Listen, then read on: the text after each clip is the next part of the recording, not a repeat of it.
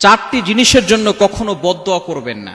নবীজি সাল্লাল্লাহু আলাইহি সাল্লাম নিষেধ করে দিয়েছেন, চার জিনিসের উপরে বদদোয়া করলে আপনি কখনো সুখে থাকতে পারবেন না, আপনি নিজেই অসুখের ভিতরে চলে যাবেন, আপনি নিজেই অশান্তির ভিতরে চলে যাবেন, আপনার জীবনে সুখ থাকবে না, আপনার জীবনে শান্তি থাকবে না।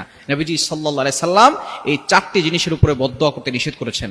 নাম্বার 1, এক নাম্বার হচ্ছে নিজেদের উপরে বদদোয়া করা, নিজেদের বিরুদ্ধে বদদোয়া করা। নবীজি সাল্লাল্লাহু আলাইহি সাল্লাম নিষেধ করে দিয়েছেন। আমরা অনেক সময় রাগ হয়ে, অনেক সময় ক্রোধান্বিত হয়ে আমরা নিজেদের উপরে বদদোয়া করি, আমরা নিজেদের উপরে অভিশাপ করি।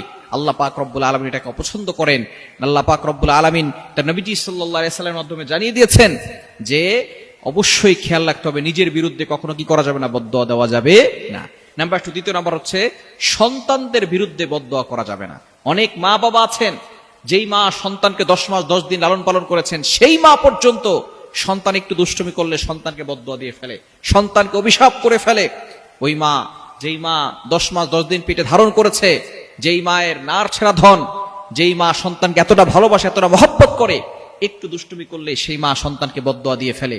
যদি বদদোয়া দিয়ে দেন তাহলে কিন্তু আপনি কঠিন বিপদে পড়ে যাবেন, আপনার সন্তানের কিন্তু বদদোয়া লেগে যাবে।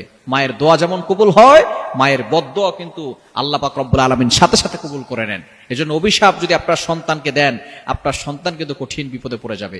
দ্বিতীয় নাম্বার হচ্ছে সন্তানদের বিরুদ্ধে বদদোয়া দিবেন না। 3 নাম্বার হচ্ছে কর্মচারী যারা আছে, অনেকে আছেন কর্মচারী যারা আছে তাদেরকে বদদোয়া দেন, অভিশাপ করেন, এটা করবেন না। নবীজি সাল্লাল্লাহু আলাইহি সাল্লাম নিষেধ করে দিয়েছেন কর্মচারীর বিরুদ্ধে বদদোয়া করবেন না। 4 নাম্বার হচ্ছে নিজের সম্পদের বিরুদ্ধে বদদোয়া করবেন না।